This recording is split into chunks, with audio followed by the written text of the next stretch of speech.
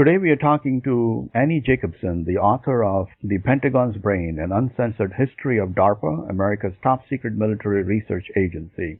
And the book has been selected as one of the finalists in the Pulitzer Prize in the history category. Welcome to Redera. Thank you so much for having me. Welcome. Tell us a little bit about why the book on DARPA and what DARPA is that some of the people may not be aware of.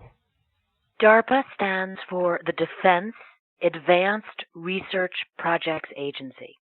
And what I found and continue to find incredible about DARPA is that it's the most powerful and most productive military science agency in the world. And yet very few people know about DARPA. And that is how I approached writing this book. How and why is it so powerful? And how and why is it that so few people know about it? And how did DARPA come into existence and how it has played a significant role in various military campaigns or wars that the country has been involved? Yes, well, the D in DARPA stands for defense, so it lives inside the Pentagon. Physically, its present office is actually no longer inside the Pentagon. It's a few miles down the road. But it began inside the Pentagon, and it always lives inside of the office of the Secretary of Defense. So in essence, it functions as the military science agency for the Secretary of Defense. And what is also very important to consider about DARPA is that unlike so many of the other military science organizations, whether it's, the Air Force, every military service has its own scientific research laboratories. But DARPA does not act like a bureaucracy. So it has a $3 billion a year budget, and that's about the same size budget it has had since it began in 1958, and yet only 120 program managers work within the DARPA structure. So do that math. Divide 3 billion by 120 people, and you can see how much power, treasure, and influence those individual program managers have to create science programs to serve the Secretary of Defense and the Pentagon. And I'm sure some of the top minds in science and technology have worked there and focused on creating all kinds of technological advances and weaponry that could be used by our military. Absolutely, and that was the premise of DARPA when it began. So back up to 1958, and back up actually a few months before that, October of 1957, there's this seminal event. The Soviets send up Sputnik. And if you think about Sputnik, if you can visualize it, it's a 23-inch diameter metal sphere, in essence, like a basketball, okay? So you'd say, well, there's not really that much that's threatening about a sphere circling the Earth, except for, of course, it was threatening because what got that metal sphere into orbit for the first time in the history of mankind was a rocket, was a missile. And what that meant was that soon an ICBM, an intercontinental ballistic missile, would be able, with that same power that was coming forth, would very soon be able to send a nuclear warhead in its nose cone instead of just a little 23-inch diameter sphere. And there began the true scientific, military research birth of DARPA, because the powers that be got together and said, and specifically the Secretary of Defense at the time, which was a guy named Neil McElroy, said, we must defend against this threat. We can never be caught off guard in a scientific manner as this was. And so McElroy went to Congress and with the support of Eisenhower said, we need a single organization that leads the world in science, in military science. And we need to create, and here's the quote, vast weapon systems of the future. That is what McElroy said in 1958. That is what DARPA has been doing ever since. And what's interesting, to tie it into my original thought, why is DARPA so secretive? DARPA maintains this very secret, very positive, very beneficent presentation of itself in the press today. And I find this fascinating. Most of the articles you will read about DARPA are about how wonderful DARPA is, the great things it's doing with brain science and with, vaccine science and all of this, which is a byproduct of DARPA, because one must never forget that the premise and the real reason DARPA exists is to create vast weapon systems of the future. So, since its inception and birth, how DARPA is organized, how it has attracted talent, and how it has kind of set its missions. Are there certain missions that you could discuss in the early days that may have been spectacular success or failure during the Vietnam or before leading up to Vietnam War? Yes, well, that DARPA began and it was all about space. So here's an interesting thought. Before NASA was NASA, it was DARPA. And it was actually called ARPA in those days. The D got put on later. But it was in ARPA was in charge of all the ballistic missiles, all the satellite systems, all defense and offense in space, as we were moving toward this idea of weaponizing space, which thankfully never happened. Very dangerous situation to weaponize space. And so just a year later, 1959, the President, the Secretary of Defense, Congress decided to create a space agency that was allegedly civilian, although that's another debate. But that became NASA, and then, of course, officially in 1960, the rockets were von Braun and the team were moved over to the Marshall Space Flight Center. So DARPA began with this idea of, dominating the high ground, which is space. And it was this idea to defend against the Soviets. One of the first calculations DARPA scientists did, which I found utterly fascinating, was the fact that Herb York, who was the first scientific director, wanted to know precisely, DARPA is very much about precision, and they wanted to know how long it actually takes for a Soviet ICBM to get from a launch pad in the Soviet Union to Ground Zero, Washington, D.C. And that number, which, by the way, is still classified officially, but I found it in York's papers, in his memoirs down in the University of San Diego, that number is 1,600 seconds. That is an astonishingly short window of time. You often hear it spoken of when people say, could North Korea launch a missile at us? And everyone kind of has this very vague figure of something like 83 or 90 minutes. That's not true. It's 23 minutes to get an ICBM from one part of the Soviet Union or North Korea to the United States. And that began DARPA's oh my God days, what I call, because they realized they had to defend against this threat within 23 minutes. And so very much of the defense became about figuring out ways to be able to detect missile launches, within the first 90 seconds so that you could maximize these 23 minutes.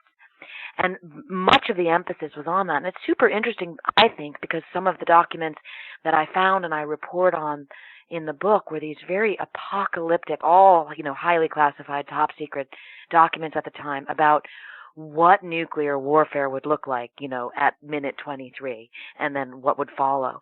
But of course, as you mentioned in your question, when the Vietnam War comes about, and we're talking early Vietnam, we're talking the very first days of the Kennedy presidency, DARPA is pulled over to this idea of counterinsurgency and how to deal with that threat.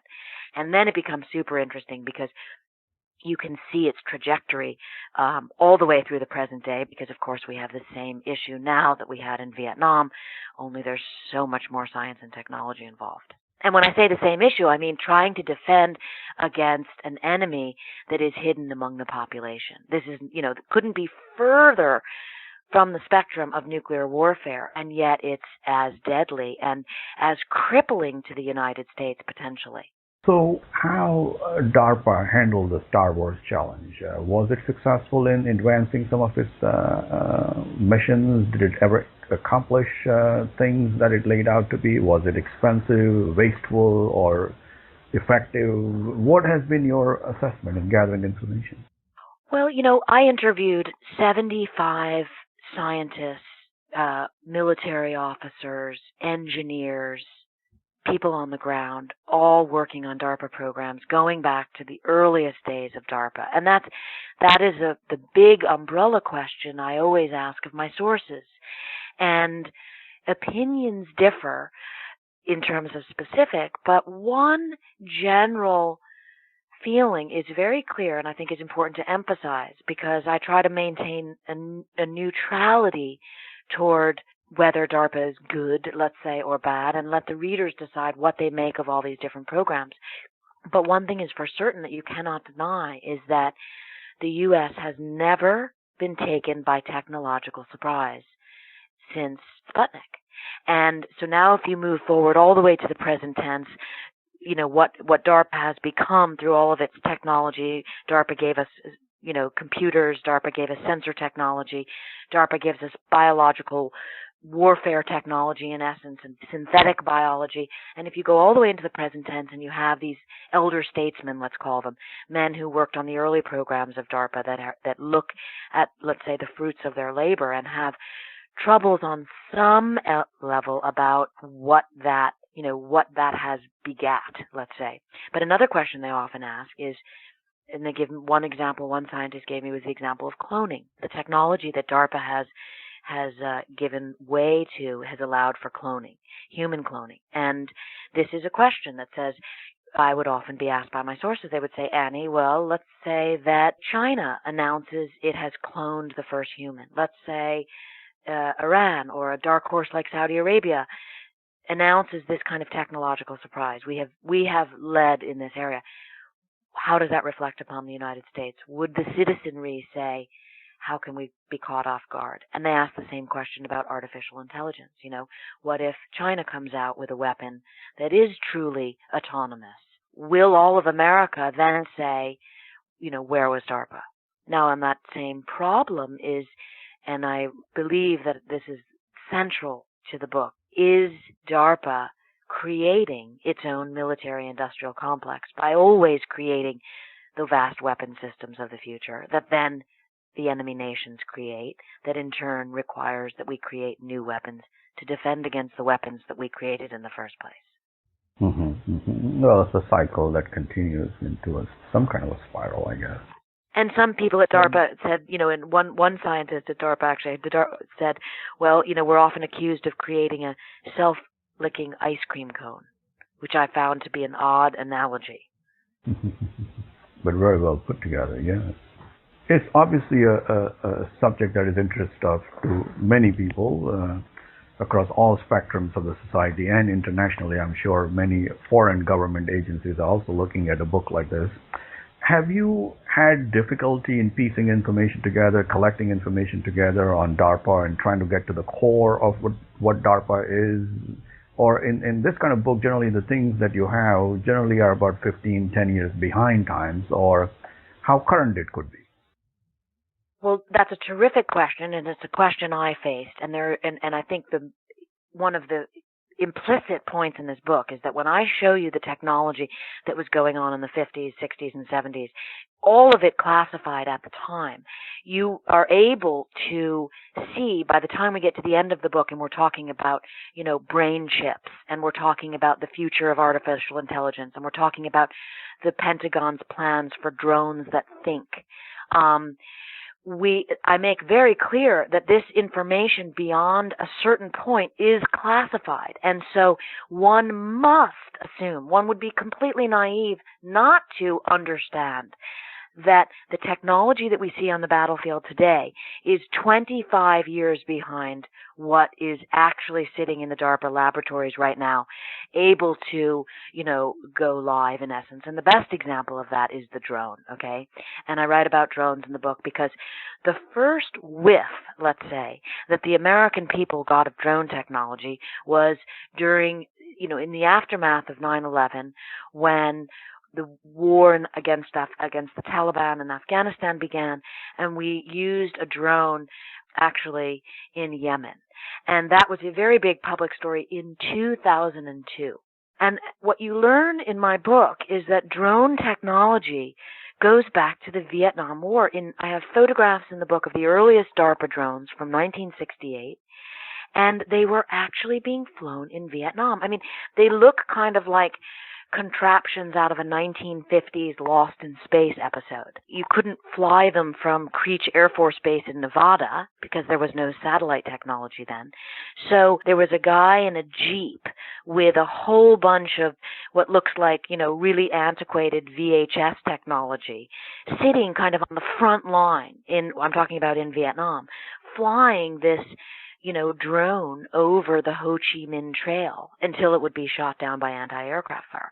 But to think that this is in 1968, that's when the first drones were happening, and then you have the Predator appear in 2002, you realize, now use your imagination and imagine how far ahead our drone technology really is.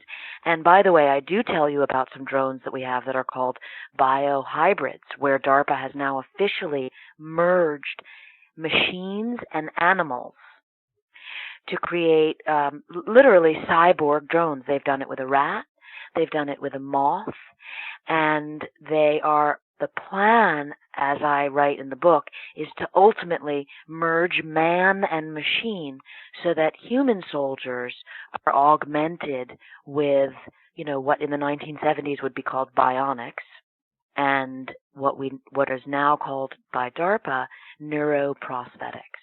So this is a very troubling, for some, area to get into, where you think about, wow, the Pentagon really is moving toward augmenting human soldiers with machinery inside their brains and their bodies. And this is where you get the idea of a super soldier, which many people think is science fiction, when in fact it is not science fiction, it is nonfiction. Very well. So as the DARPA moves from the tank wars to Star Wars to the drone wars and down to the brain wars, and what else will come, we will see. And you explained that very well in the book. Yes. And, one of the things I found most fascinating has to do with computer technology. And I write for the layman.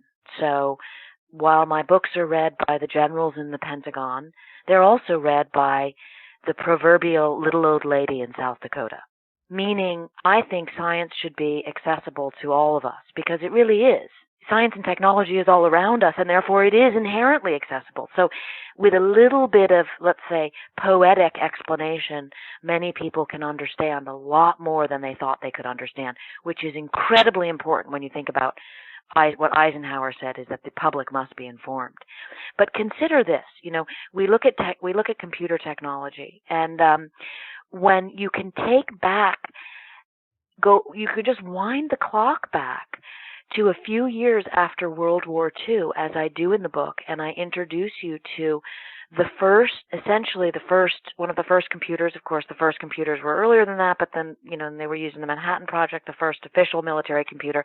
But a guy named John von Neumann, who was really the Pentagon's first brain. He had such an incredible brain that all the generals in the Pentagon coveted his brain, as I write.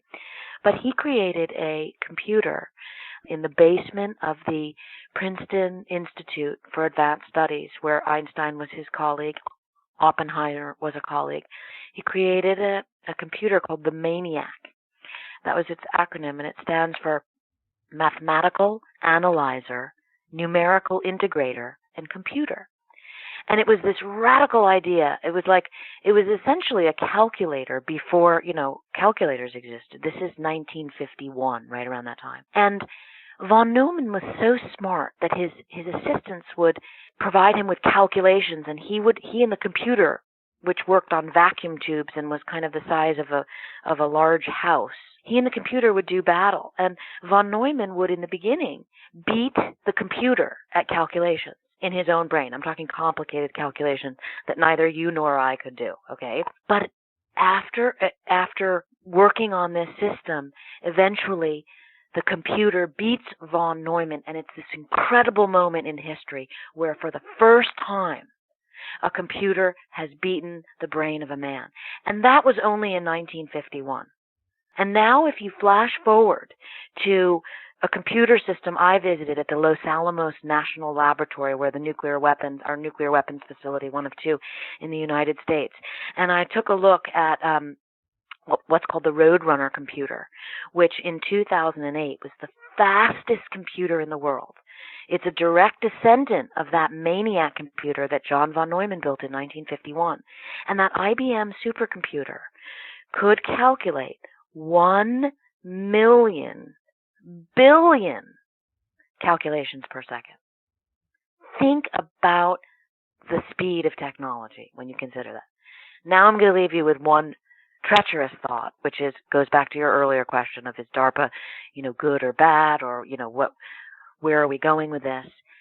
That Roadrunner supercomputer that I saw at Los Alamos in 2013 when I was interviewing the DARPA scientists there that are working on a synthetic brain, that supercomputer was being dismantled because it has become obsolete. It is no longer the fastest supercomputer in the world.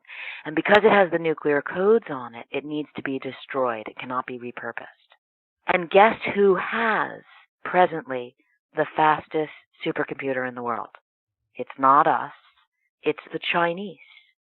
And the Chinese, as of last year, presented the world's fastest supercomputer to the world, which can compute 30 quadrillion calculations per second.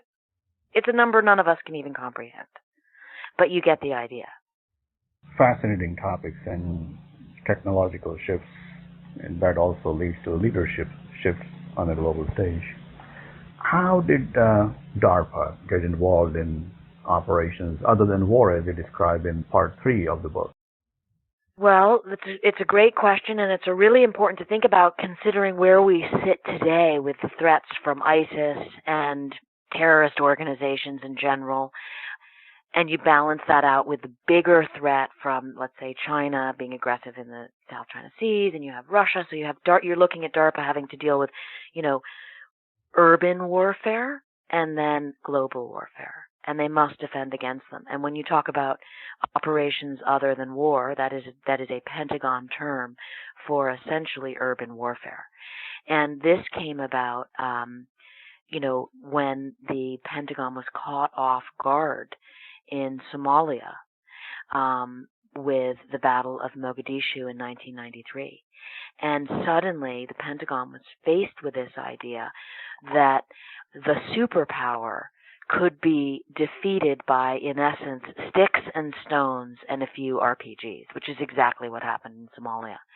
And, looking at those documents now declassified and placing that in the context of the war in Iraq, actually the two wars, the Gulf War, the first Gulf War, and the war in Iraq, super interesting. And the short version of that trajectory is that the battle of this idea that lived for a while in the early 90s out of the Gulf War was that technology, computers, GPS, sensor technology, targeting technology, could win any war. And that's what you saw in the Gulf War. And I have a photograph in the book of what was known as the Highway of Death, which was that photograph where you just saw what U.S. air power and technology could do to a country in an open battlefield, in a desert warfare situation. And then the reality that we face today is about warfare is really very much about what you say, operations other than war, which has now, ironically, it used to be called operations other than war, and now that is the war. Exactly. The enemy changes, the tactics change, and the venue and the theater changes as well with it. And in many ways, the operations other than war, which has become the central war, has also transformed to the war on terror as well in many ways. Can you tell us a little bit more about, as you explain that in the book? The idea that is so tragic when you look at it in hindsight, this idea that the Iraq War could be won by technology, based on the fact that Gulf War I was won by technology, was a tragic misconception.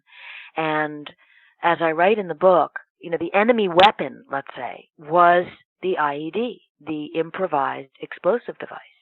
And despite DARPA's $3 billion a year budget and all its technology from the past 40 years. We go into Iraq, and the IED becomes what the generals at the Pentagon called a new phenomena on the battlefield.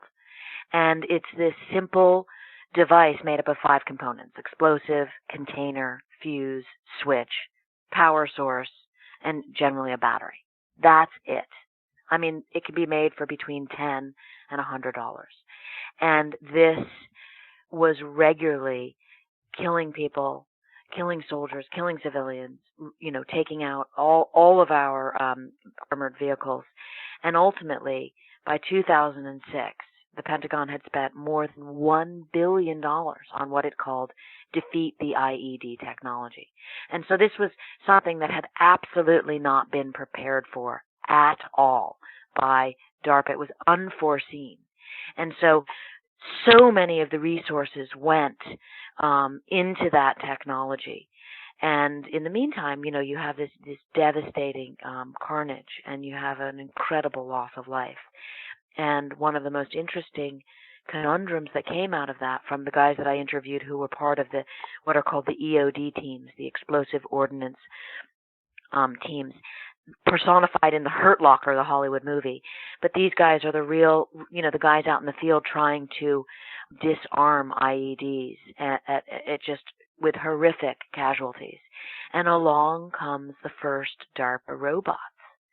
And these DARPA robots are essentially heaven sent because they are saving the lives of American EOD techs and soldiers in the field. And it's a very interesting way I found of looking at how this robotic technology was saving lives, and then began this push to now turn so much of the warfare plans of the future into robotic technology. And as I write in the end of the book, this is where you get very complicated, because DARPA is planning to fight future wars with swarms of drones.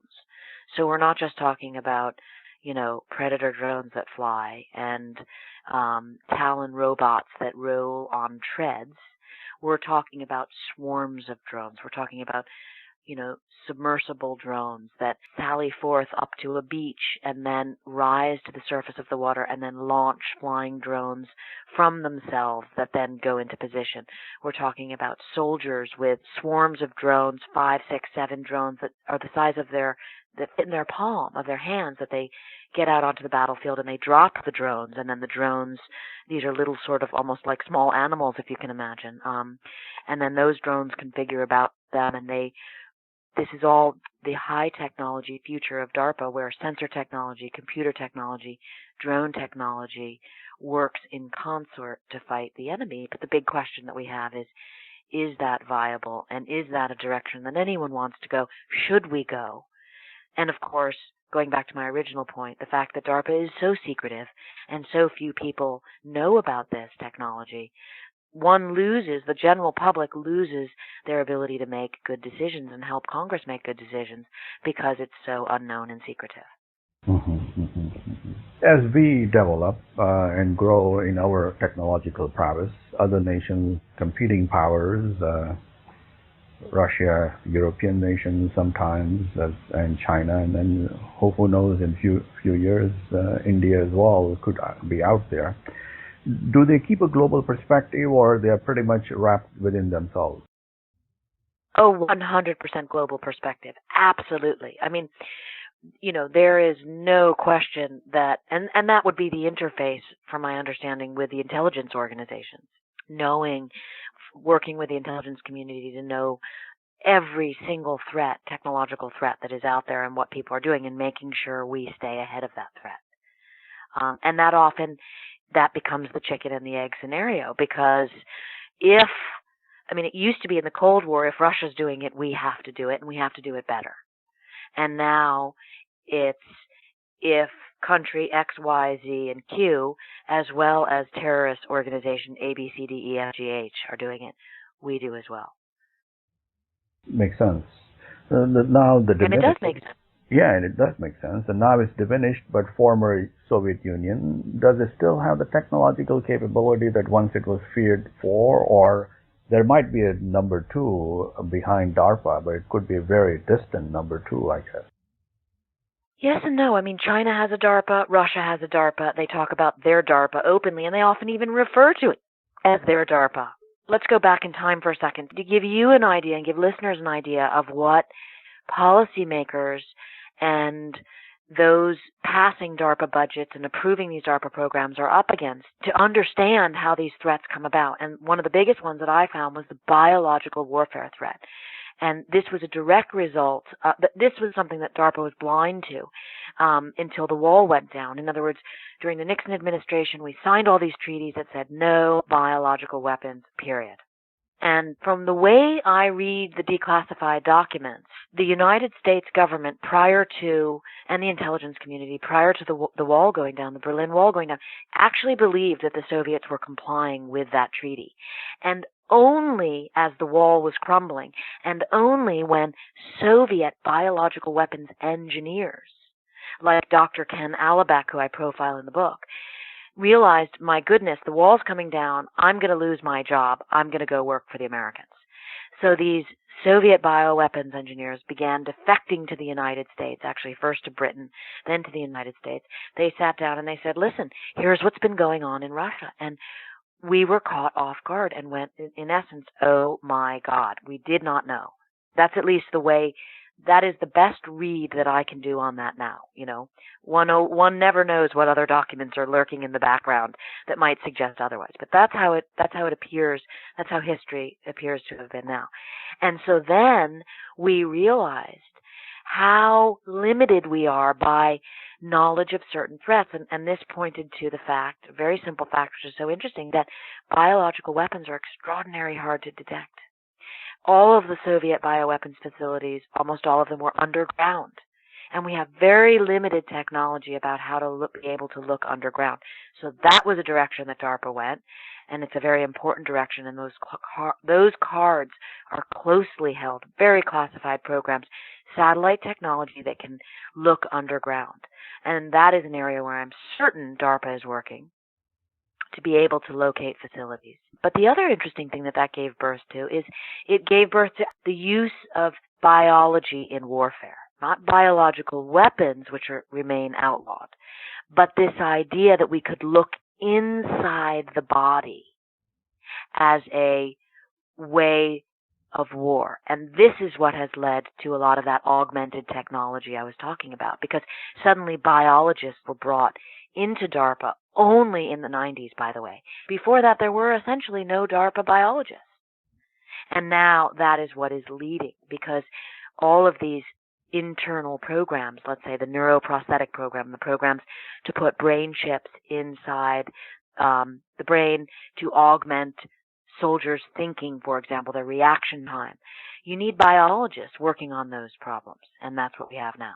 And that, just the point on that being that DARPA has the legitimate position that we don't know what the enemy is working on when you look back at this idea of what happened in the Soviet Union. And so that's another conundrum. Well, just because if we don't know, are we speculating? So we're kind of thinking the worst possible scenario and defending against it. Based on what we know at that point. Yes, and even more, this is really where it sounds like a riddle wrapped inside of a puzzle, wrapped inside of a riddle, based on not what we know, but what we don't know, right? But yet history tells us that history with the Soviet biological weapons programs tells us that we should not trust that anyone is following a treaty. And that's where you get into some scary paranoia. So most Americans, and this at large citizens of the world, have enjoyed the Internet immensely and its fabulous growth, but the Internet was origined in DARPA and, of course, many other technologies, including development of GPS technologies.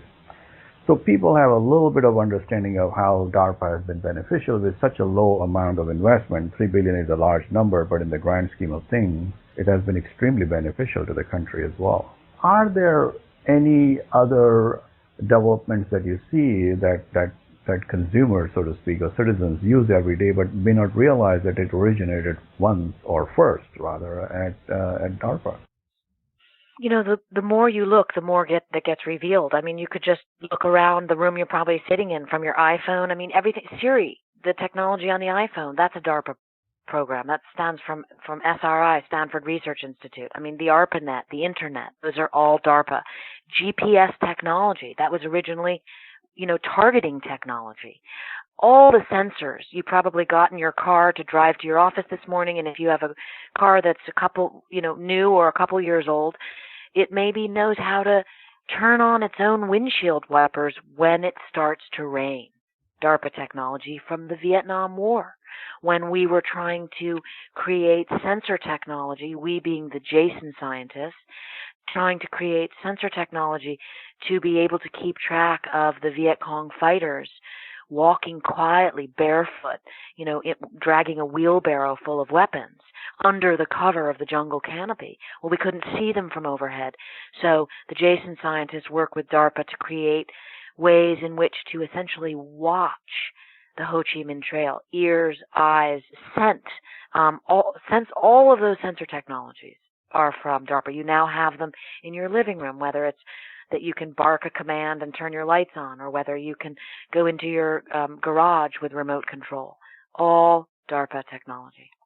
Fascinating, and many more to come that we will come to experience and use it.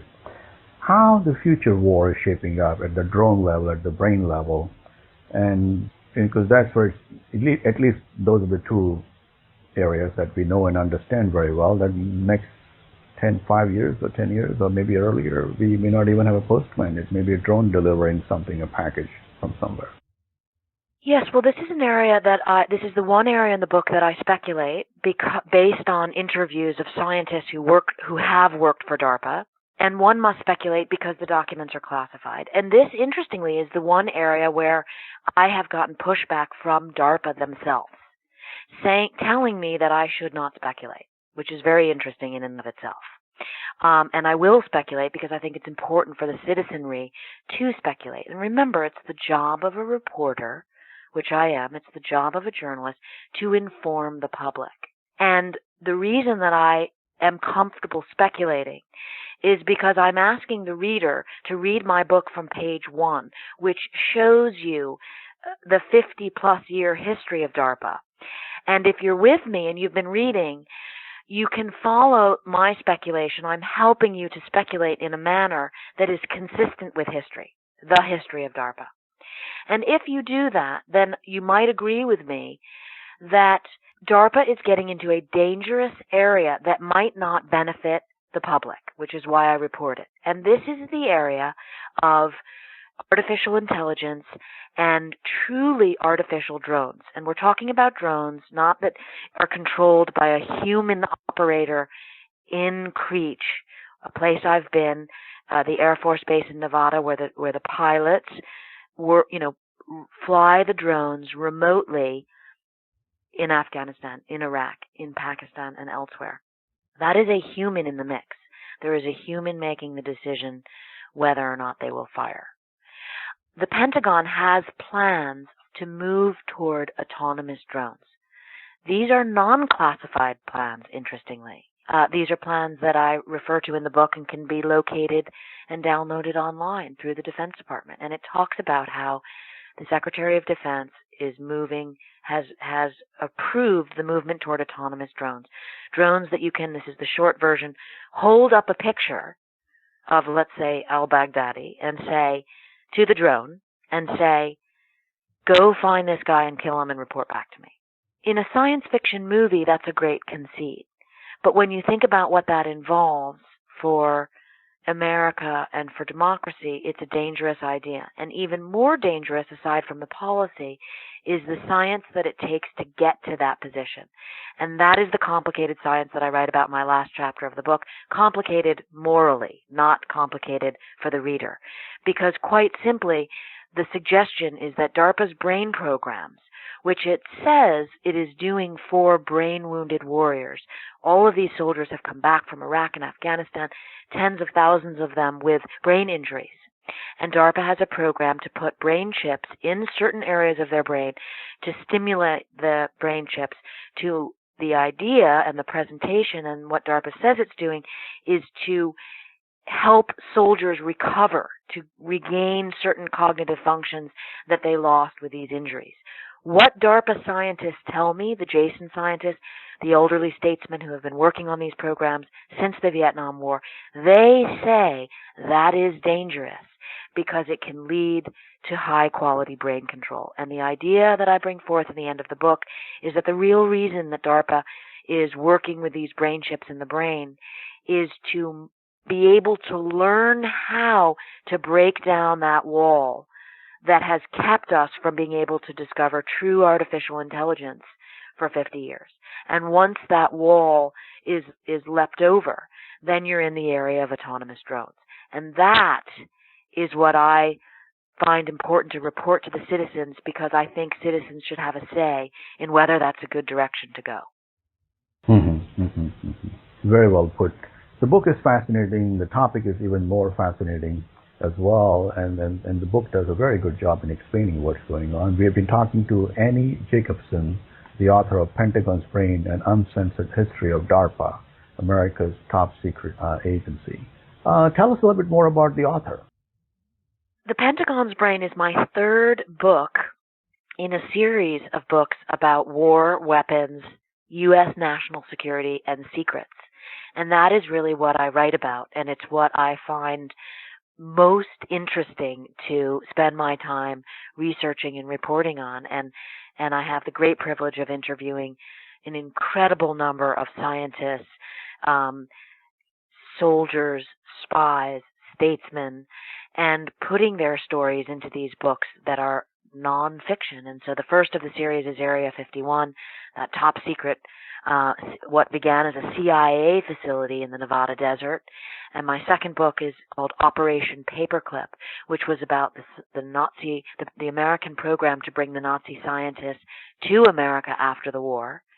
And DARPA is the third book in this kind of trilogy about modern war weapons, security, and secrets. How did you get interested in the military history?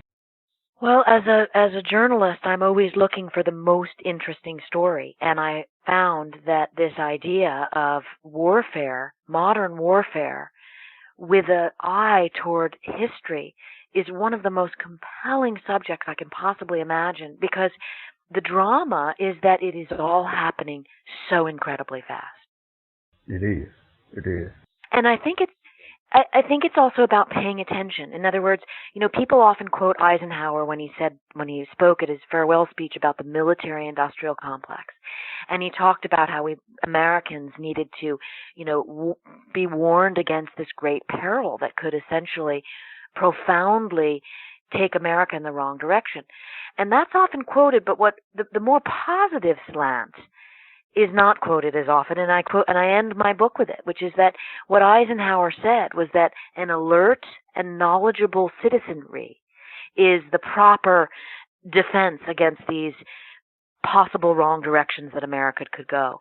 And so I feel honored and privileged, in essence, to be able to make the information available to the alert and knowledgeable citizen, not the PhD per se, not the smartest guy in the room, but just the average person, so that it's comprehensible to all people and that we can really be good citizens and also honor the fact that we do have an amazing military that keeps us safe and secure. Thank you very much. Thank you very much for your time, and please do keep us in mind if you have your next book coming up soon. Thank you so much for having me. Thank you.